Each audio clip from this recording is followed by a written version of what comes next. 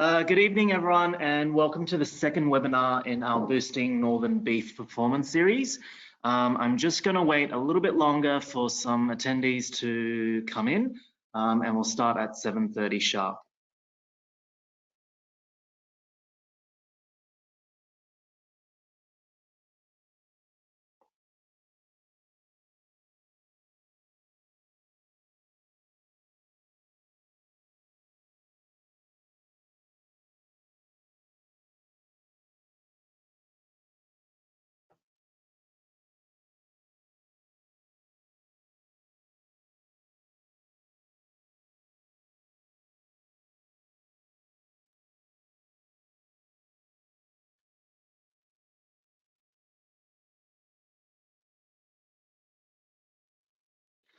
All right, well, thank you everyone for joining us. We're delighted to have everyone here tonight for what is going to be a really fantastic and informative session.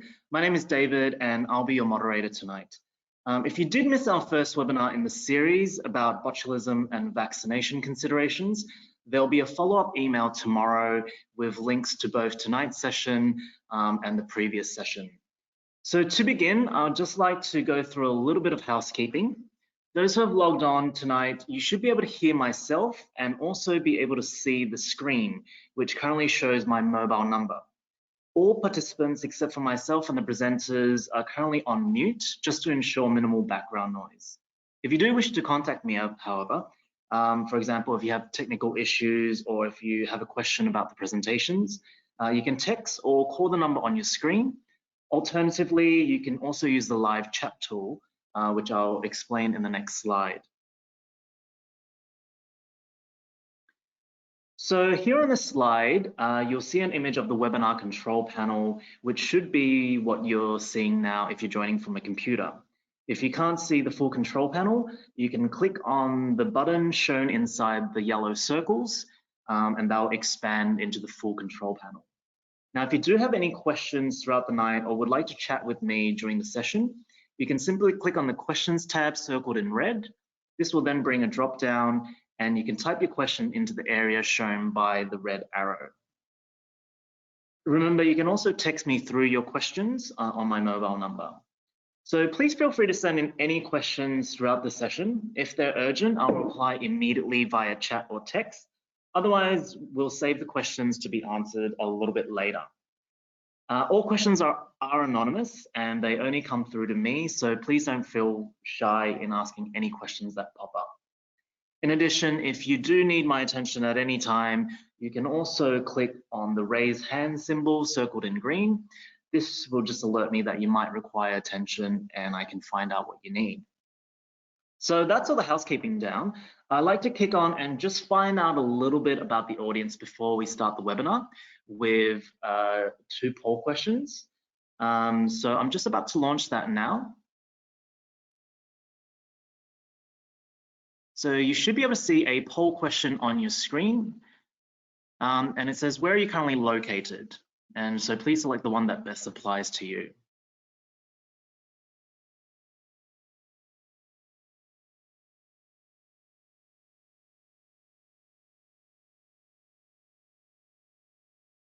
All right, I'll be closing that poll off and I'll share from the results. So we've got a good majority, just sharing those results. We've got a good majority from Queensland, with a bit of people from WA and a few people in other states. All right, so the next question I'd like to share is, what is the primary industry that you work in? And please select the best one that applies to you.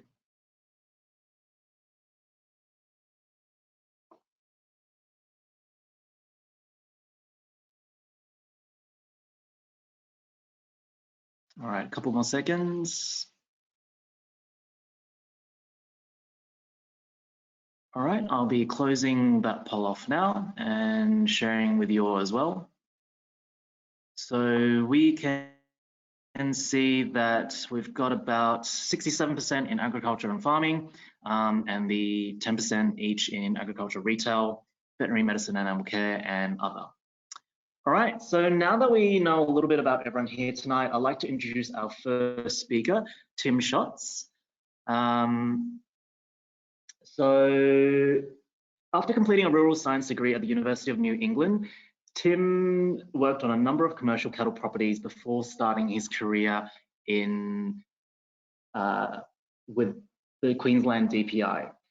Since 2001, he has been with the NT-DPIR, currently overseeing the department's beef research program, as well as conducting research projects.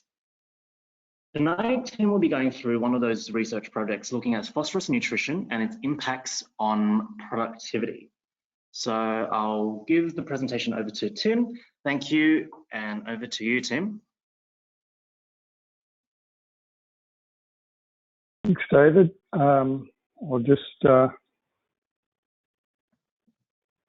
sure how to, sorry, I'm just trying to move this thing out where it's going to be out of the way. I think that's going to be fine there.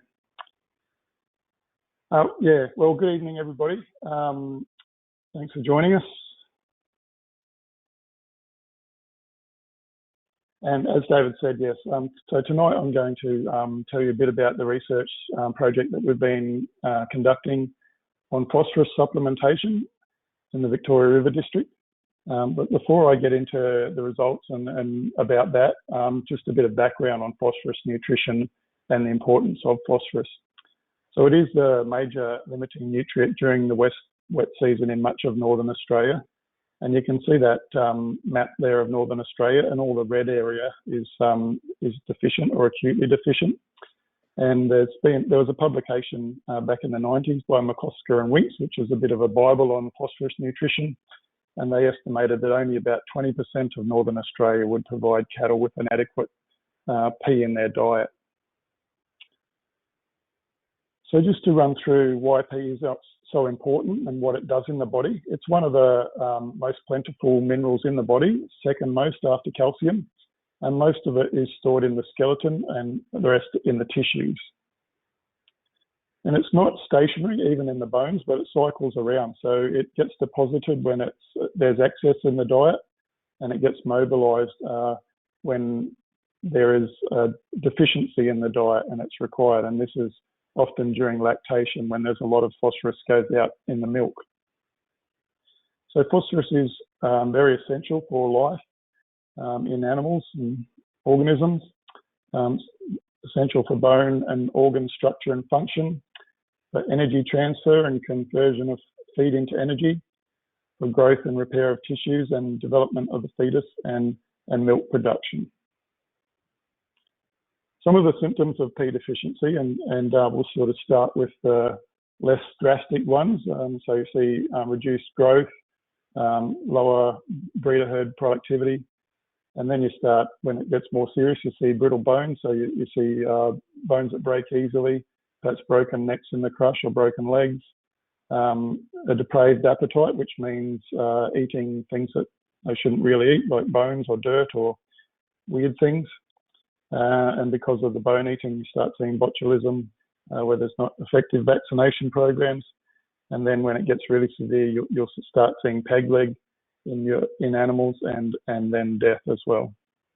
And that's mostly through low body condition, the peg leg and brittle bones, and all of those factors contributing there. So how do you diagnose it? Well, the most commonly recommended way now is the blood test, the PIP test, or plasma inorganic phosphorus. And there's actually MLA are running a phosphorus challenge where commercial producers can enrol and have blood testing done. And the purpose of that is to try and increase the knowledge of that test and how to use it. It is fairly simple. It's just a matter of collecting blood, as you can see. I'm doing there in the photo from the tail vein. You can get it from the neck vein. It's a bit harder or it's just a bit easier to do it from the tail with bigger animals. There are other methods of determining P deficiency, so soil testing. I guess the problem there is that there's often different soil types within a paddock, and so cattle can selectively graze and graze areas with higher phosphorus. So it's really I'm going to just briefly skip over these other ones, but the main one to test for deficiency is the PIP blood testing. So you can also do it by testing forage or the leaves, through the dung, through NIRS testing, where they look at the fecal P to ME or metabolizable energy ratio. And then you can get indications from your herd performance if it's lower than what it should be, and from local knowledge as well. So phosphorus supplementation is not something that's new. It's been going on for many decades, and responses occur when it is the primary limiting nutrient. So that's usually in the wet season when protein is not limiting. Most of the dry season protein is the limiting thing. So you see the response and growth and production, and it's usually because the phosphorus supplementation increases intake. I've just mentioned a few studies here, some of the more dramatic ones, to show that responses in growing cattle have been well documented, and they can be really quite large. So we saw an annual gain increase by between 65 and 70 kilos in the Northern Territory, and by almost 90 kilos near Charters Towers way back in 1935. So there's a long history of phosphorus supplementation. Somewhat surprisingly though, despite all these studies that show that phosphorus supplementation increases growth, there aren't currently any published scientific studies showing that dry lick phosphorus supplementation increases pregnancy rates in Northern Australia. I just mentioned a couple of the reviews there that bear this out. And I'd expect that this is probably a reason for why we see such low adoption of phosphorus supplementation. So how do we know that? Well, we know it from sales figures from the supplement companies. And if all the stations in all those red areas on the map were buying phosphorus supplement, then their sales figures would be much higher than what they are. And Rob Dixon, who's a well-known scientist in the area of phosphorus, wrote a paper back in 2011 where he basically said that only a small proportion of cattle properties are supplementing on country where they probably should be. So in the past, even though beef advisors have known from anecdotal evidence, from their observations and from assumptions from studies where you see increased growth, that follows that increased growth is going to result in increased body condition, which then results in improved fertility and reproductive performance, since body condition and fertility are very closely tied together. So they've had to just rely on these sort of things when advising producers that they're likely to see a benefit from phosphorus supplementation. But it seems from the lack of adoption that this just hasn't been convincing enough for many producers. And I guess there's a bit there where, you know, people often don't listen to the salesman. They think that the salesmen are just trying to sell them something. So I guess, and I also should say, look, the other big reason for lack of adoption is that in some areas it is just very difficult to put it out in the wet season due to the bogging and inaccessibility of country. That'd be the main areas, I would think, to why we see this low adoption. So it's into this background that we decided we needed to do a study at Kidman Springs to look into the benefits and to try and demonstrate them for producers. And what we've been finding is that decisions around supplementation are some of the most important that a manager on phosphorus deficient country can make, and that phosphorus supplementation in these sort of places has very good returns. So on that graph there, I've got a break in the scale because you'll see why in a minute, but just showing there a couple of the returns on investment from investments you can do. That super fund 5-year average is probably a lot worse now after what's happened recently with the coronavirus, but when I put this together a few months ago, it was at 11.4%. But when we look at phosphorus supplementation over 3 years, we're getting about a 250% return on investment.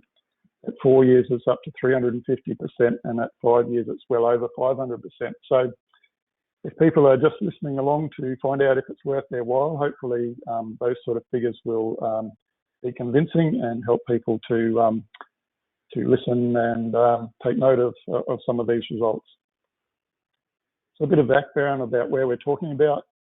The research was done at Kidman Springs at the research station. It's also known as Victoria River Research Station, and it's 250 kilometres southwest of Katherine.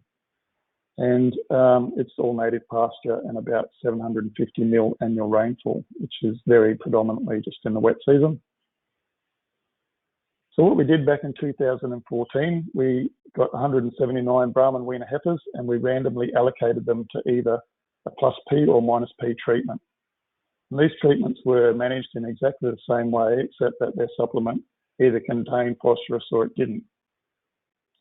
And then we put them in neighbouring paddocks. And in these paddocks, we'd done quite extensive phosphorus testing to find out whether they were deficient. And the Colwell soil P test is a test for that, and we found that they were.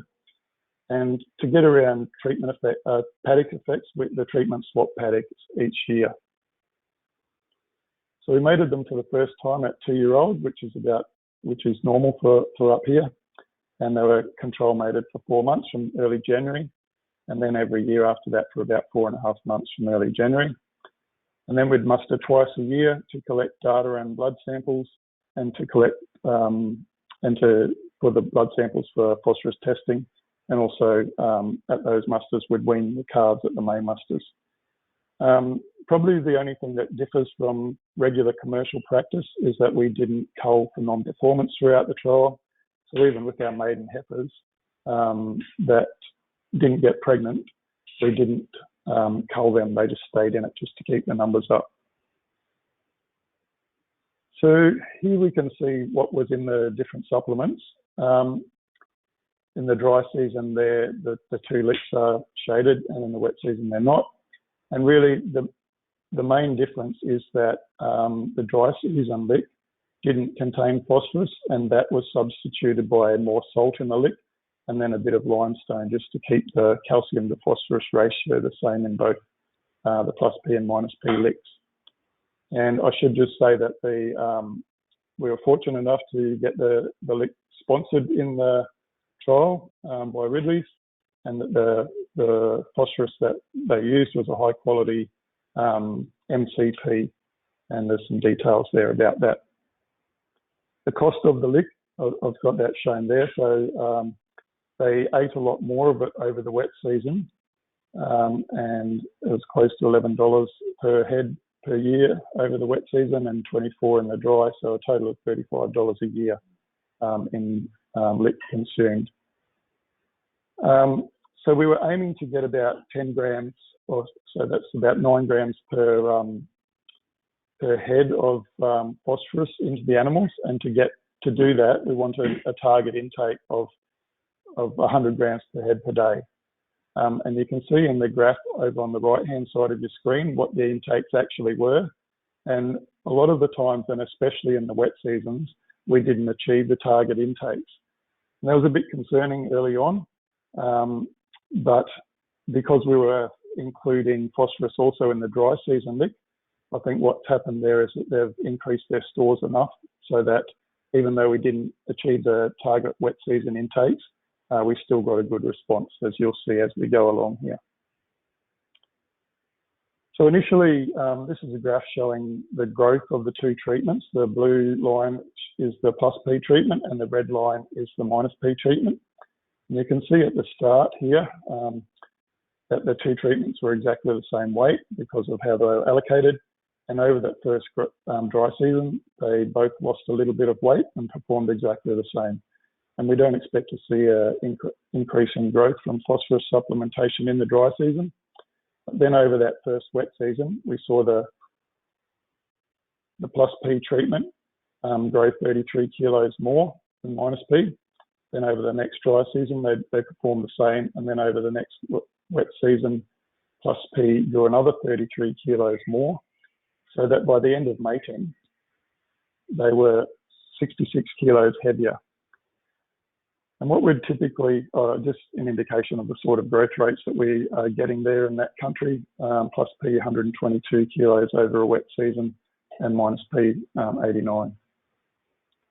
So normally when we see a much heavier average joining weight in the treatment, we see higher pregnancy rates. In this case, they were 10% higher, But because of the low numbers in our two groups, relatively low numbers when you're doing statistical analysis for something like this, that difference wasn't actually significant. But what I noticed when we were actually preg testing was that there were a lot of quite big fat heifers in the plus P treatment that weren't pregnant when I would have expected that they would be. And so we did some investigations to try and work out why this was, and we ultrasound scanned the ovaries. So we're looking for a corpus luteum on the ovaries, which tells us that they're cycling. And so when we did that, we found that 23% more heifers were pregnant or cycling. So there was a lot that were cycling that didn't get pregnant. We don't know why. We did a bit of disease testing to try and get to the bottom of it. But unfortunately, at this stage, it remains a bit of a mystery. But if all of those cycling heifers had become pregnant, then we would have seen a statistically significant difference in pregnancy rates. So that was a bit demoralising back then. I was hoping that we would see it, but as we go along, you'll see that the difference between the treatments became so huge that it didn't really matter. And you can see it there also already in those two photos. So this is in heifers that have calved for the first time. The heifers on the right, obviously plus P, looking in quite good condition. And the ones on the left, even in February, are looking quite skinny already. So when we mustered the first calf heifers, first lactation heifers to wean the calves, we found massive differences between the treatments. So in the lactating heifers, there was a 120 kilogram difference between the plus P and minus P. Surprisingly, calf loss was similar between the two treatments. The pregnancy rate in minus P was only 5%, and it was 30% in plus P. So that probably sounds quite low for people maybe tuning in from the southern states, but for up in the Northern Territory in first lactation heifers, that's pretty standard. So we had a 25% difference there in pregnancy rate. And the average weight of the calves was 34 kilograms heavier. And because we had heavier calves and more of them, we weaned 3 tons more calf weight from plus P than minus P. And the other big thing was what we saw in the mortality rate. We had a 7% higher mortality rate in minus P. And in fact, because a lot of the heifers in minus P were so poor, being a research farm, we're very strictly governed by animal ethics considerations.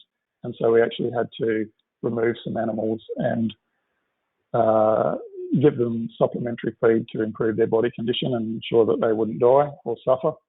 And if they had have all died, then the mortality rate would have been almost a third, which is huge. But thankfully, we didn't lose any. And after feeding them for some weeks, we put them back. So just a couple of photos here to show what they look like. There's the plus P, there's the minus P. Obviously, huge differences in body conditions. And the only difference is the phosphorus in their lick. So just to look at the economics of this up until this point, and a very strong disclaimer that I'm not an economist, and this is a very basic comparison. So all I'm doing here is comparing the extra weight of calves weaned from plus P to the extra cost of the supplement that they consumed.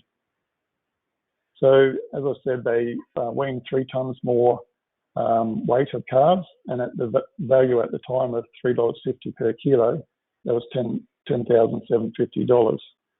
And to that point in time, plus P had consumed an extra $3,800 worth of supplement. And so when you divide the extra weight of calves by the weight of extra supplement that they consumed, we had about a 280% return on our investment for the phosphorus that we fed out.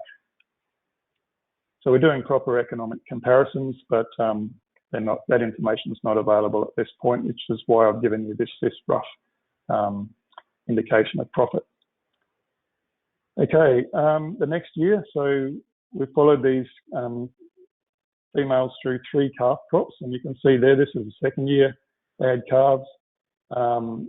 In the minus P, because only 2 heifers got back in calf, the ones that had a calf the next year were either ones that lost a calf and reconceived, or ones that didn't get pregnant as 2-year-olds and got pregnant for the first time as 3-year-olds. And you can see in the photos there quite stark differences in body condition. And in that year, we had quite a significant difference in calf loss as well. And you can see here this is the big difference in wet cow pregnancy rate was 40%. So 60% reconception in plus P and only 20% in minus P, and about a 70 kilo difference in average weight of the females. And so again, we saw heavier calves weaned from plus P and more of them. And so this year we had nearly 3 tons extra weight, and the price was a bit lower in that year at $3 per kilo. And the value of that extra weight was $8,400 in the second calf crop. And so over 2 years, the cumulative extra value of calves weaned was just under 20,000, and the extra cost of supplement consumed by plus P was about 5,500. So we're seeing a return on investment after 2 years of nearly 350%. And then we get to the last year, and what we found was, it was just staggering really, that the condition of the cows in minus P, those that were lactating, was so bad that we, on animal welfare grounds, had to shut down the experiment and give these cows supplementary feed. And you can see just the difference in their body condition there. The average weight was about 108 kilograms different between the 2 treatments. And there'll be some more photos shortly. The dry cows, when you looked at the minus P cows by themselves, they didn't look too bad, but when you compared them to the dry cows in the plus P treatment, again, they were well over 100 kilos lighter in weight. So looking at the results, we saw a massive difference in wet cow pregnancy rate. So 75% of wet cows were back in calf in plus P, but only 9% in minus P. So 66% difference there. When you add in the pregnancies in the dry cows, the difference overall between the 2 treatments was nearly 40%, which is lower than wet cows because there are a lot more dry cows in the minus P treatment. You can see the difference there in weight. In dry cows, 126 kilos advantage to plus P and 108 kilos advantage in the wet cows. And again, a big difference in calf loss with 9% more in minus P. We saw a really big difference in the average weight of the calves weaned from the 2 treatments.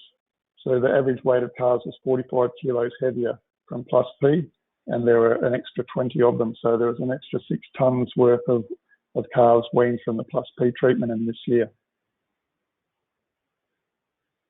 And the other big difference we started to see was in mortality rate. And when you look at those 2 pictures in the different body conditions of the treatments, it's not hard to see why we had so many more die in minus P. So up by this point, over the whole course of the study, we're seeing an 11% higher mortality rate in minus P. And if we had not stepped in and segregated the really poor cows and given them molasses and protein meal and hay, we would have probably lost even more. So thankfully we didn't, but because of the animal welfare implications of what was happening, we decided that it was time to call the trial to a close. And if these results to this point weren't convincing enough, then running the cows into the ground even more probably wouldn't change anyone's opinion. So yeah, just some text there saying that we had to remove basically 30% of lactating minus P cows because they are considered a survival risk.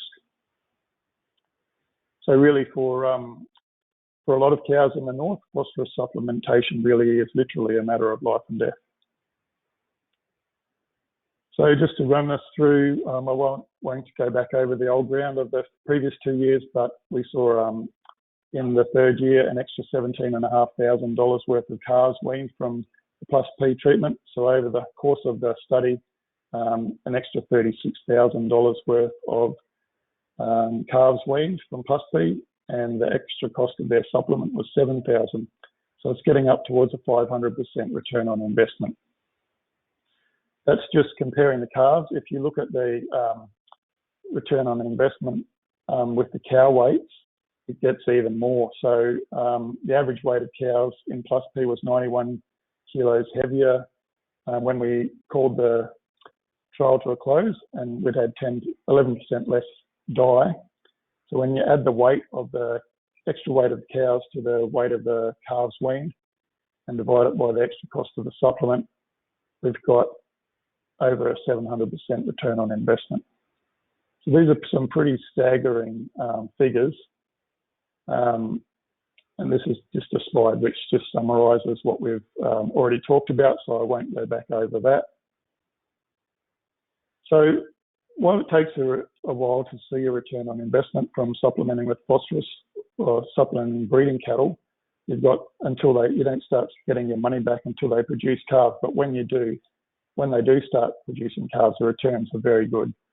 And these results are very compelling and are already seeing increased adoption of phosphorus supplementation from producers that have heard of them.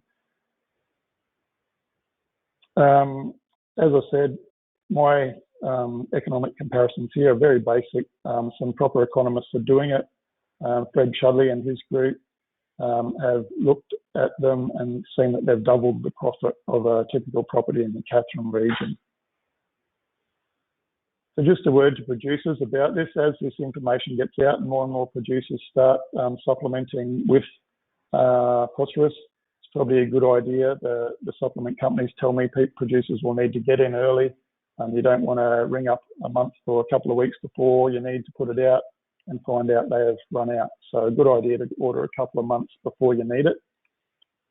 And just some acknowledgements to our department for funding this work, Ridley's for their sponsorship, my colleague here in McCosker for help with statistical analysis, and the staff out at Kidman Springs. So that's pretty much everything I've got to share with you, and I'll hand back to David to see what he wants to do about questions. All right, thanks, Tim, for that presentation. So I'd like to open the floor to any questions. Again, if you do have any throughout the evening, simply type in your question in the questions tab, and I'll be able to ask them to our presenters. So Tim, I've got two questions here. The first one is, in terms of phosphorus supplementation, is there different types of phosphorus that can be used, or phosphates? Yes, there are. There's a number of different types. And I guess currently there's no, government enforced testing protocols or standards, I guess. And so it's a bit of buyer beware. And I guess in some cases you get what you pay for. But it really is worth looking into the type of supplement that you get. We used quite a high quality MCP in this one. We would have probably got similar results if we'd used something like Kynophos, but there are much cheaper ones like rock phosphate. And I'm also told, I don't know myself, but I've heard that some of the phosphates coming out of China might not be as good a quality, and that's about the amount that there is available to the animal. So there are differences certainly in the type of phosphorus supplement that people can buy. Thank you, Tim. And the second question there is in terms of supplementing with phosphorus, is there a guide to how much the animal should be getting fed or supplemented? Yep, there are guides. So MLA has a phosphorus handbook, phosphorus supplementation handbook, that is very good reading. It was produced before this research was done, and they're currently updating that book to include this work and to include some other case studies as well, some more recent stuff. But that sets it, there are some really good tables in there to set it out for the different classes and weights, I guess, of cattle. Obviously, smaller cattle need less than bigger cattle. Cows that are lactating need more than cows that are not lactating. But generally, for lactating cows, for breeders, you're sort of aiming for about 8 to 10 grams of P per head per day in the wet season when they're lactating.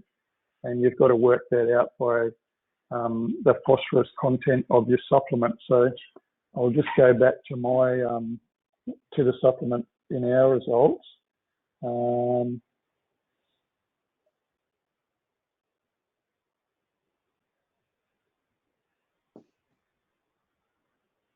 you can see here that our, even though there's 42.5% of NCP in the lick, and the rest is mostly salt, the actual P is 9%. And so that's why we had a target of 100 grams of actual lick. So 9% of 100 is 9 grams of P. So that's what we were aiming for. So these are the sort of calculations that are pretty simple. People can do them for themselves or get help from an extension officer or a supplement sales representative. Okay, thank you so much, Tim. There doesn't seem to be any questions, but again, if you do have any, feel free to send them in. All right, so kicking on, again, thank you, Tim. I'd like to introduce our second speaker for tonight, Dr. Paula Gonzalez-Rivas. So Dr. Paula Gonzalez-Rivas has a master's in animal studies from the University of Queensland, a PhD in agricultural sciences, and brings over 5 years of experience as a vet in small and large animal practices in Chile. Her experience spans research associated with nutrition and heat stress, as well as meat quality in feedlot cattle. Paula is Verbac's technical services manager in nutrition, and tonight she'll be taking through nutritional and supplementation considerations for Northern enterprises, with a key focus on trace minerals. So thank you, and over to you, Paula.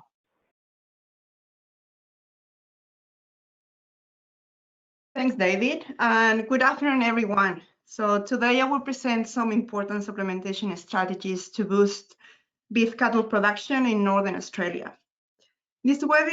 Part of this webinar will be very interactive, and we'd like you to participate, and we have created some questions that will be asked during the presentation.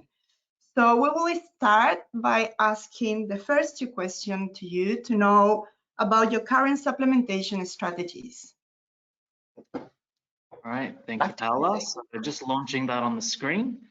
So the first question, so the first question is, when do you supplement your cattle during the year? Please select the one that applies.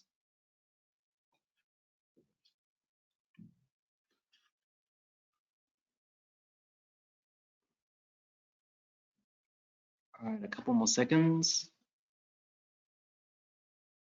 Okay, and I'll just close that poll off. So I'll just share the results on the screen here. So we've got 88% during the dry season, and 6% during the wet season, and 6% don't supplement. All right, I will share the next question, which should appear on your screen. So which kind of supplements do you normally use if you do supplement? Please select all that apply.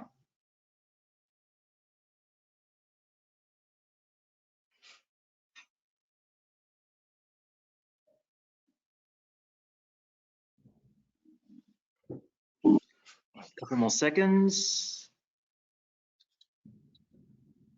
All right, I'll close that poll off now. And I'll just share the results on the screen. So we have a good amount, 64% supplementing with urea, molasses, as well as a mineral mix, including trace minerals.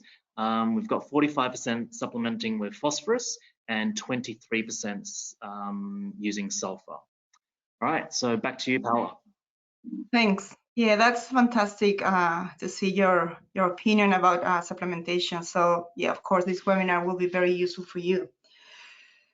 So nutrient supplementation is a necessary strategy to improve productivity in Northern Australia. As you can see in this graph, pasture availability and quality, the content of digestive nutrients and protein, change significantly during the year. As a consequence, there is a large variation in live weight gain. As protein and digestibility fall during the dry season, so does the feed intake, and cattle either have reduced body weight gain or lose weight. As a result, animals have low annual live weight gain. The digestibility of the pasture is largely influenced by the stage of pasture growth. As pasture matures, digestibility declines and energy and crude protein content falls. Regardless of the type of pasture, when digestibility falls below 50%, energy and crude protein levels decline, resulting in a slower ruminant digestion with a consequent reduction in feed intake. This leads to a reduced feed livestock performance and productivity. Most stock will lose weight and milk production will decline dramatically.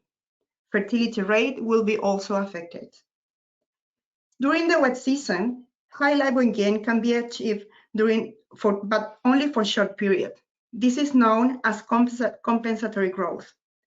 If growth is less than normal for some months due to undernutrition, then later, when good nutrition is available, the live weight gain of cattle will be greater than expected. Compensatory growth often means that parts of the live weight losses during the dry season will be recovered during good nutrition in the wet season. Therefore, adequate and target protein, energy, and mineral supplementation are necessary to enhance fertility, health, and immunity. To maintain normal body functions, cattle require energy, protein, vitamins, and minerals. However, for productivity, performance, and immunity gains, the nutritional requirements are greater, particularly for protein, energy, and trace minerals. The aim of feeding cattle is to ensure that the rumen is working at maximum efficiency. As pasture matures, the efficiency and feed intake declines, and therefore supplementation is required to maintain productivity. Microbial protein is the main source of protein for ruminants.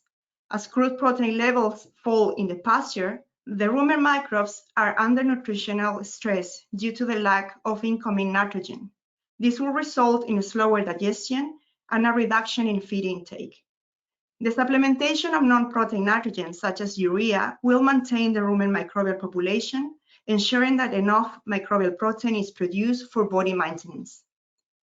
Energy is required for body functions, growth, and production. The requirements of energy vary according to the productive status of the animals. Pasture management is important to maintain high level of pasture digestibility, including stocking rates, pasture type, to meet the energy requirements. However, sometimes without irrigation, this is impossible to maintain high levels of digestible feed. So now we will talk about supplementation for each season of the year. The main objective of dry season supplementation is to minimize the weight loss by providing the main limiting nutrients, protein and energy. Low protein intake limits the intake of forage, which is the low-cost energy source available. During the dry season, we need to ensure that adequate breeder weights at the start of the wet season to optimize the speed of rebreed and overall calving rate. Urea supplementation can give extra live weight benefits of 5 to 10 kilos per month. It has been demonstrated that this extra 10 kilos of live weight produces an extra 5% of conception rates. It's important to remember that urea only works when there is enough dry feed available. As mentioned before by Tim, phosphorus is also used in mixes with urea on low phosphorus soils to improve body condition scores and fertility. Salt is also required and is normally added as a carrier and an attractant. Basal soils in North Queensland and other major soils type are known to be deficient or marginal in sulfur. Sulfur is required when urea is supplemented because sulfur is needed by rumen bacteria for protein synthesis. Molasses can be added as extra energy sources. However, molasses contain significant levels of sulfur, so under no circumstances should ammonium sulfate be added to molasses-based mixes. Trace minerals are required to improve immunity and fertility. Vitamins are not usually a problem with grazing cattle in Northern Australia, as most vitamins are synthesized by rumen microorganisms. The exceptions are vitamin A and E, which are really available in high-quality forage, but may become limiting during extended period without green feed. During the wet season, there is a big opportunity to get more value from the native pasture. As mentioned before by Tim, the main limited nutrient during the wet season is phosphorus, and there will be no responses until the phosphorus requirements are met, despite the fact that energy and protein in the pasture are optimal. Therefore, during the wet season, phosphorus supplementation is required. There are also good lightweight responses in breeders and growing cattle grazing on basal soils to supplementation with a combination of sodium and sulfur during the growing season. Trace minerals are also required to improve immunity and fertility. In terms of nutrient requirements for a particular animal class, it's important to meet the requirements for breeders. The reproductive performance, the days to puberty and postpartum ovulation is influenced by nutrition. It is particularly important for first calf heifers. They have high nutritional demands for lactation and growth. The objective is to aim for 60% of adult body weight at joining. Breeders grazing poor dry season pasture lose body condition very rapidly after calving. And a good insurance against a late seasonal break is to have the breeders in good body condition into the late dry season. The objective is to manage the nutrient requirements to align with the nutrient availability at calving. One strategy is to early wean the calves at around 70 kilos. This can preserve the cows from losing more body condition score. The supplementation of breeders with urea-based supplements in the dry season and phosphorus supplements in the wet and dry season are recommended to maintain body condition and improve fertility, in addition to the use of trace minerals pre-joining and pre-calving. Normally, the only animals to get significant supplements are the weaners. The type and level of supplements depend on the target live weight gain. For early weaners of less than 100 kilos, high energy supplements such as calf pellets are normally required. Between 100 and 150 kilos, protein or grain supplements are recommended. And from 150 kilos or more, low levels of protein supplements and urea-based supplements are needed once the rumen is fully functional to process the urea. Due to compensatory growth, about 65% of the lightweight advantage of dry season supplements will be retained by the end of the following wet season. Supplemented young weaners have low compensatory growth, and a higher proportion of the supplementation benefits is likely to be retained to the end of the following wet season.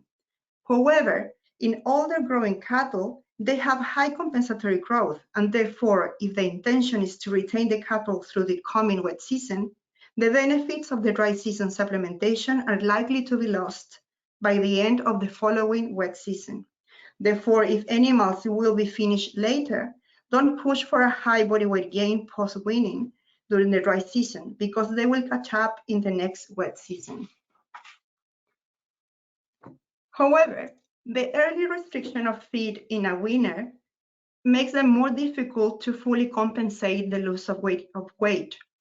Calves younger than 6 months old may take 14 to 18 months to compensate, reaching only 70 to 80% of body weight compared to cattle that have feed restriction at older age, and they will never achieve full growth potential. Calves of more than 6 months old might only require 4 to 7 months to fully compensate the weight loss during the dry season. So now we will talk about trace mineral supplementation. Trace minerals are essential nutrients for important metabolic functions, such as fertility and immunity. Another important function is to be part of the antioxidant system. Trace minerals are required in a small amount in the diet, but they have very low absorption and are affected by mineral antagonists in the rumen. Antagonist reaction occurs inside the rumen, where macro and trace mineral ingested in feed and water binds together and form complexes of difficult absorption.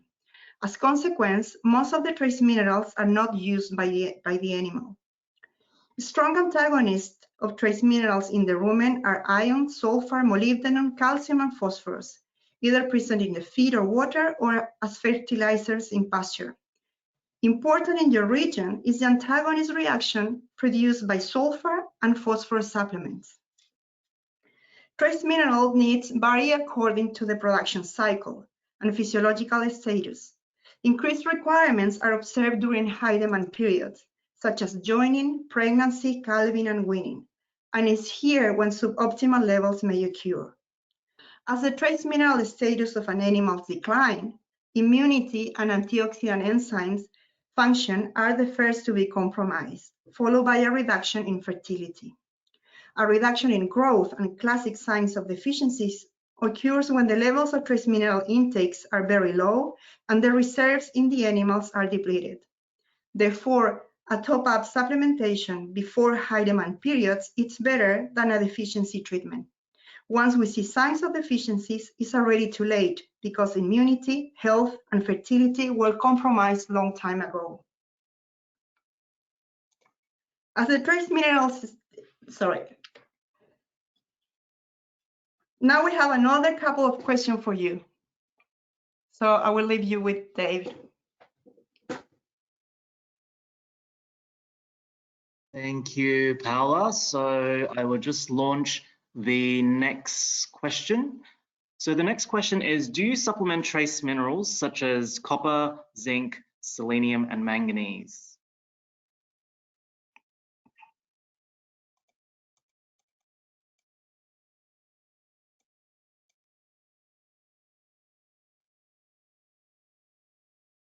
All right, a couple more seconds. And closing the poll off now. All right, and I'll share it on the screen. So we've got 72% yes, they do supplement with trace minerals, and 28% no. And the second question is, if you supplement with trace minerals, do you use oral or injectable trace minerals? Please select all that apply.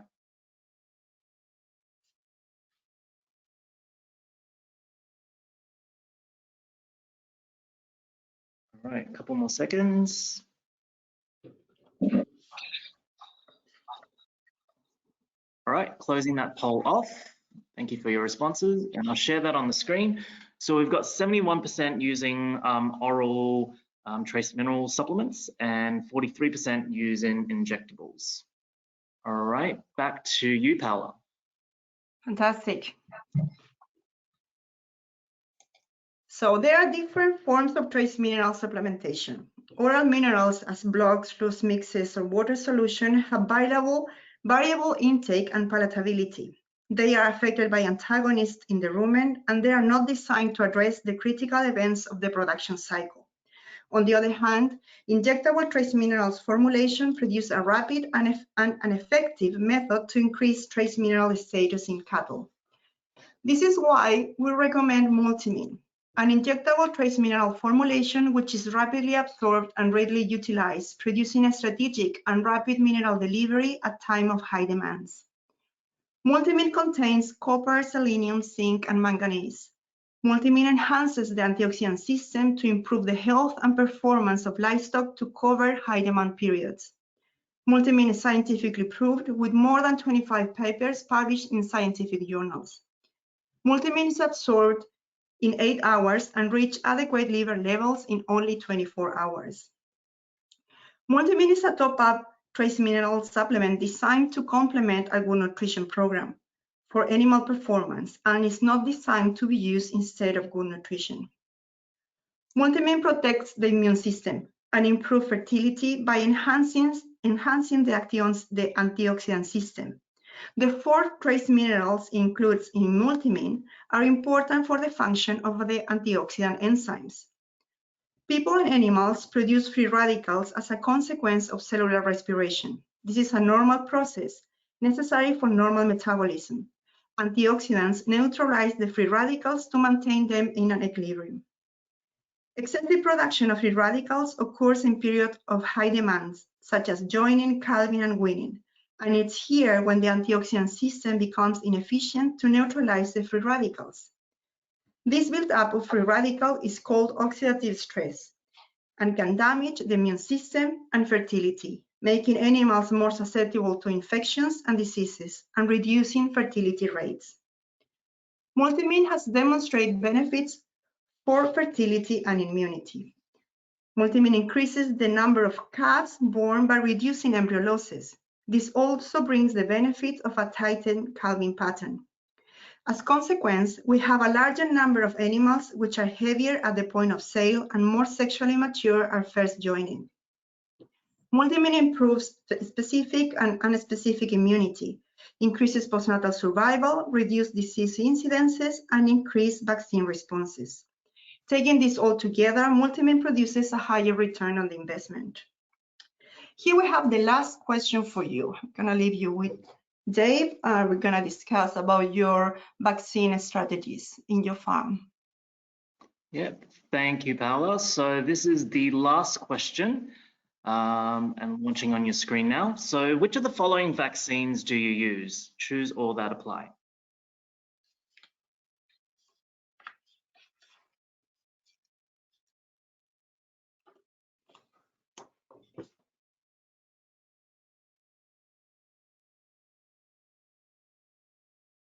A couple more seconds.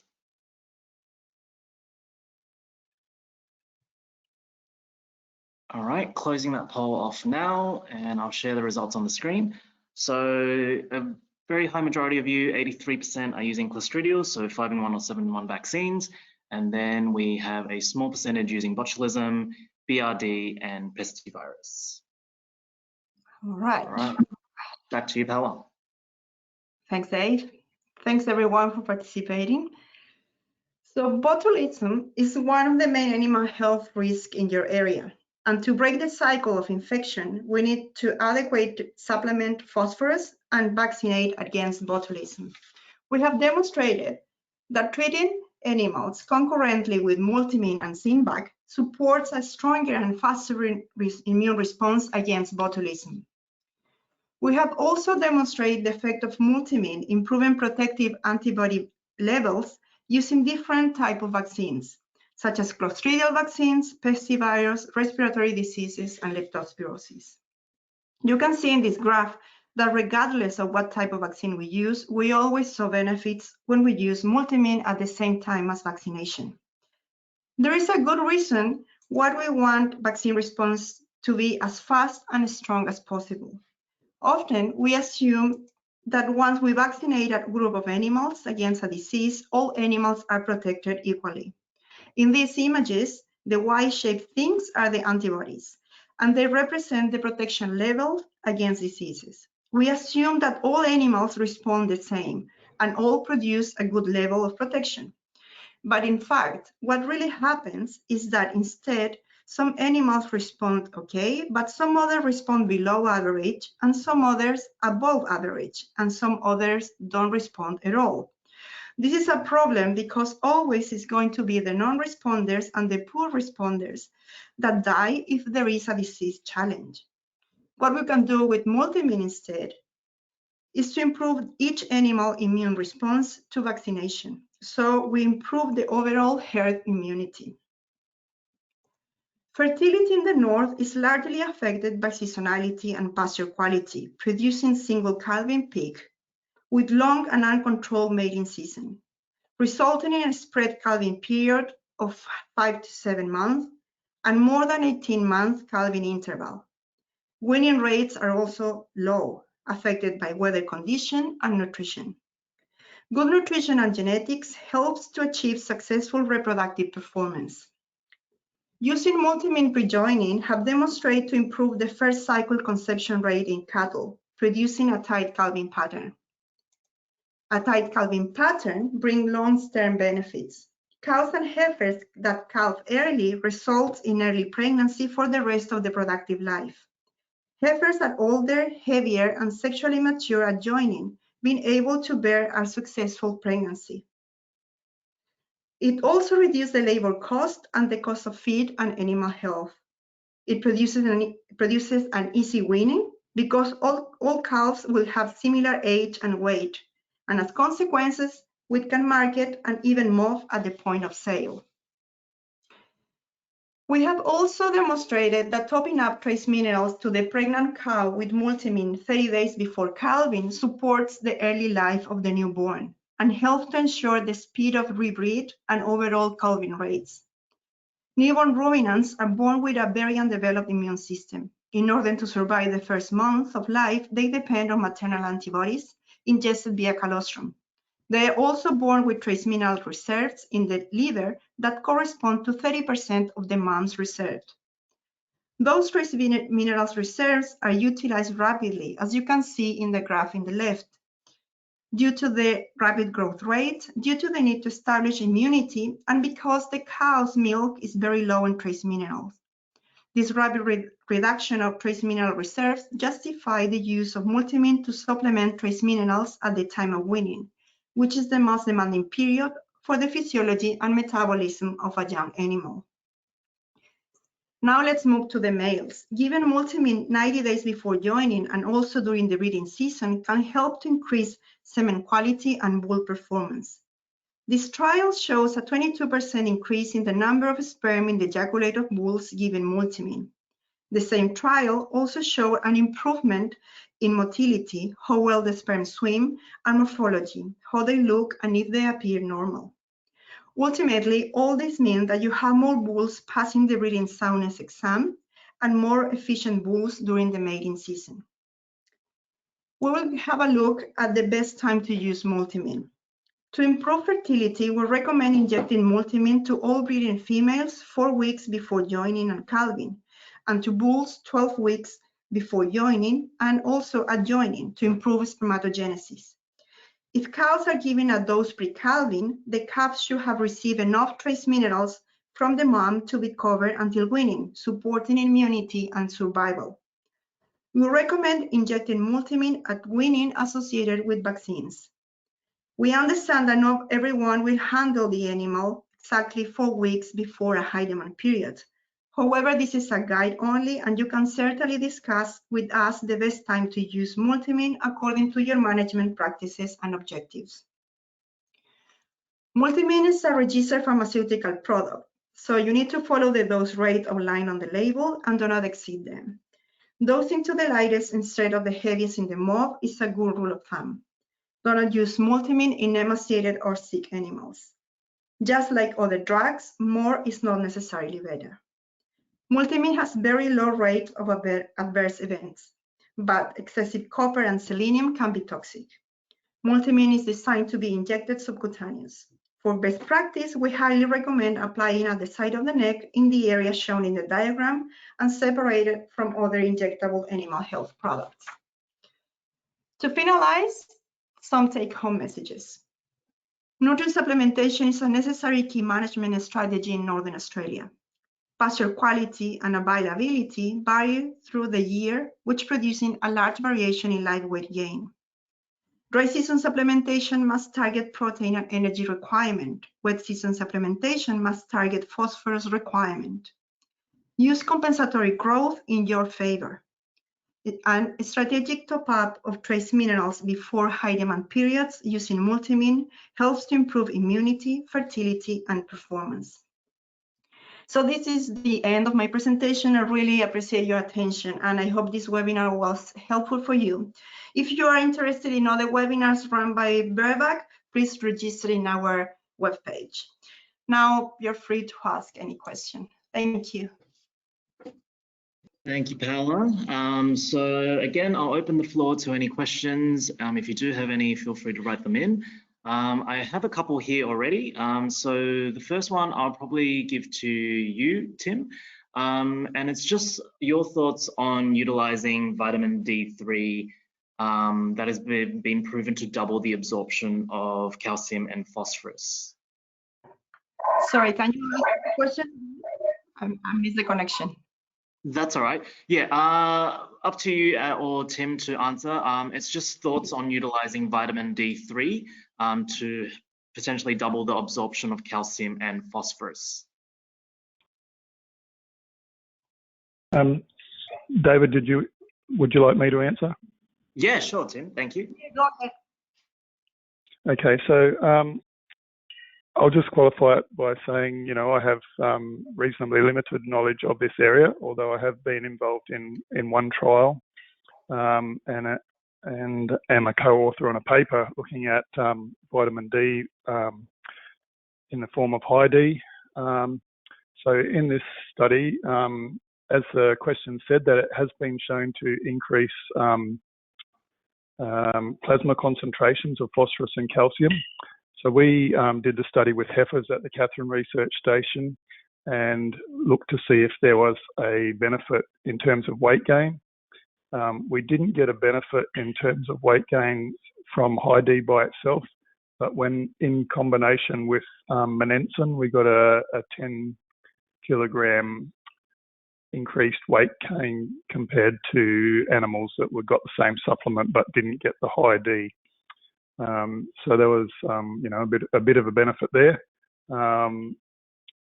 But I can really only speak on that study that I'm familiar with. It's not really an area of my specialty that I can say much more about. Thank you, Tim.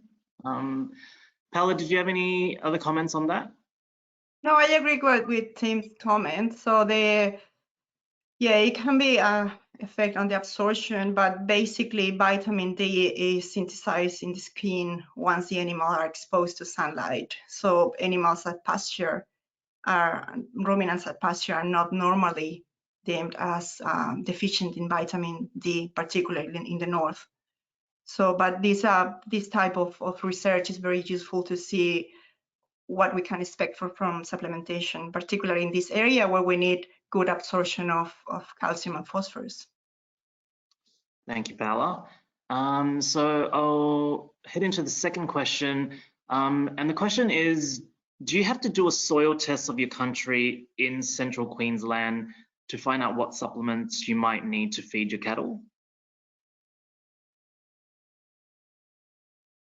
So are you asking about trace minerals or phosphorus? It doesn't say, it just says overall supplementation, whether or not you need a soil test. Tim, if you can answer about phosphorus.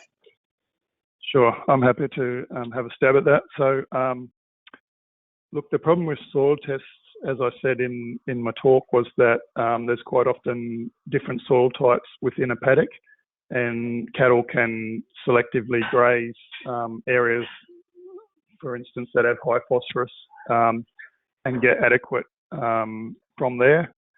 So that's the downside. On the plus side, if you remember the big map I put up, there are lots of areas in central Queensland that weren't red, so phosphorus isn't deficient, and you can get a good indication from soil testing. So on a broad scale, if you've got land type maps of your property, and it's probably worth testing a few of the different types of soils to get an idea of what sort of phosphorus levels they have.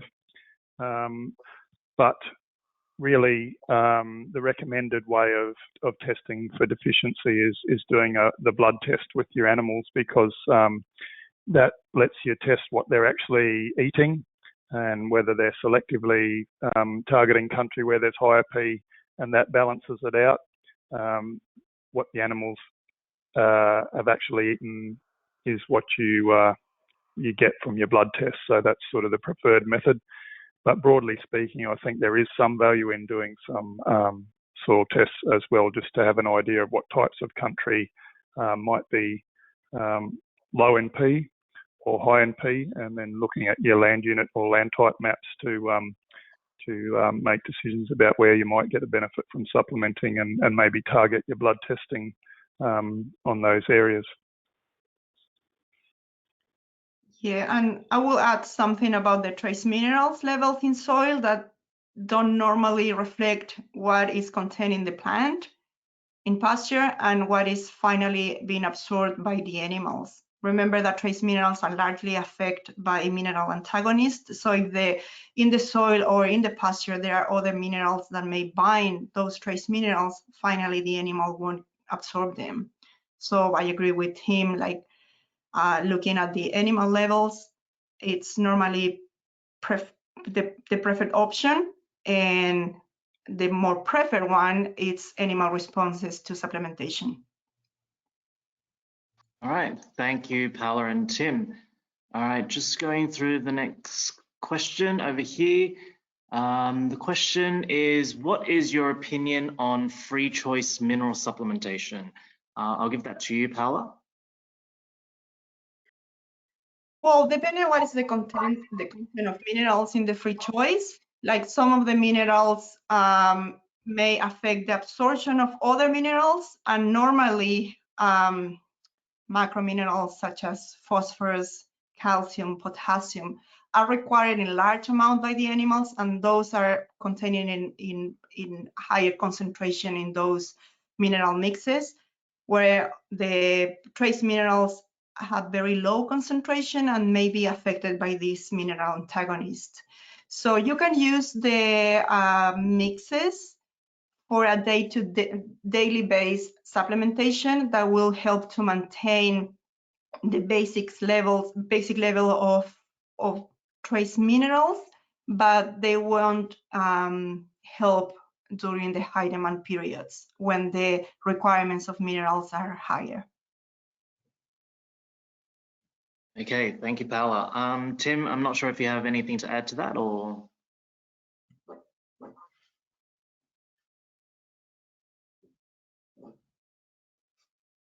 Yeah, that's right. I'll kick on with the next question. Paula, this one's for you. If you could just clarify, when you're injecting separately, multimin separately to other health products, are we talking about injection sites or timing of using health products? No, injection site. So if you are injecting 2 products, use the 2 sides of the neck. Or if you are injected more than 2 and you're injecting the same side of the neck, separate by hind white.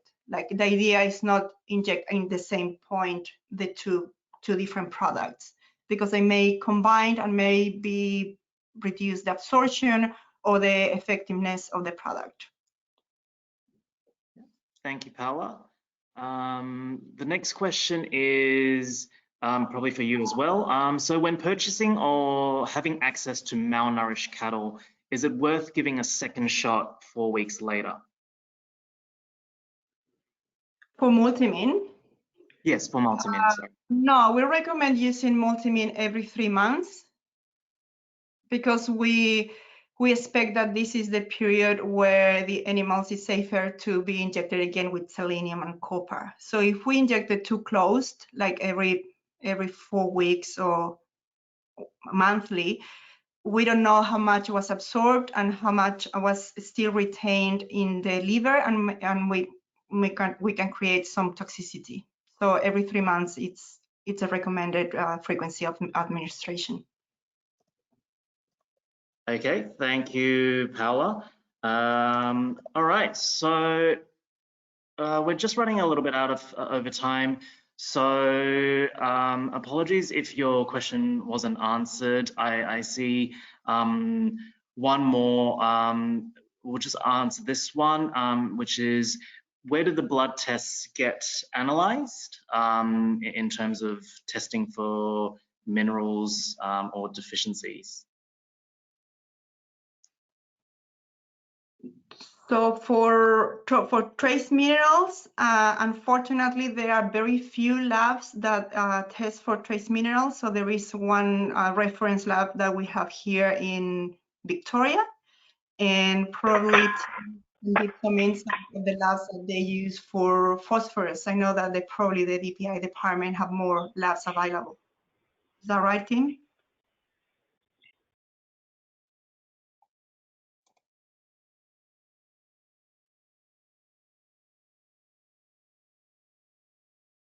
All right, sorry, I think. Oh, sorry. Did I have that on mute? I think I was talking to myself. I think I did that for the last question too. So there are a couple of places in Brisbane, labs that you can send to, the UQ and the DPI. I just, maybe I can provide those details, and you can email them out to people if they're interested. Yeah, so there's a few labs in Queensland and also in the Northern Territory. The Berrima Vet Lab can do those tests as well. Yep, no worries. I'll collaborate with you and we can send this out to the audience tonight. Okay, so unfortunately it's time to wrap up the webinar. Again, if you do have any questions that you think of after tonight's presentations, please feel free to email them through to me or contact Verbac Australia, and we can get you in touch with Paola and Tim to answer those questions. I'd like to offer a quick thanks to Tim and Paola again for their presentations tonight, but most importantly, a sincere thank you to everyone who attended tonight. Verbac are running a range of webinars over the next few months, as Paola mentioned, across a range of animal health topics. So if you'd like to be a part of these, please visit our webinars page on our website or simply Google Verbac webinars. Finally, to help us improve our information delivery, there's a quick 1-minute survey at the conclusion of this webinar where you can let us know of any future topics you'd like us to discuss, or if you would like some follow-up from a Verbac representative. So thank you everyone again for attending. I hope everyone here has a great night. Please stay safe, and we hope to see you again at the next webinar. Thank you. Thank you.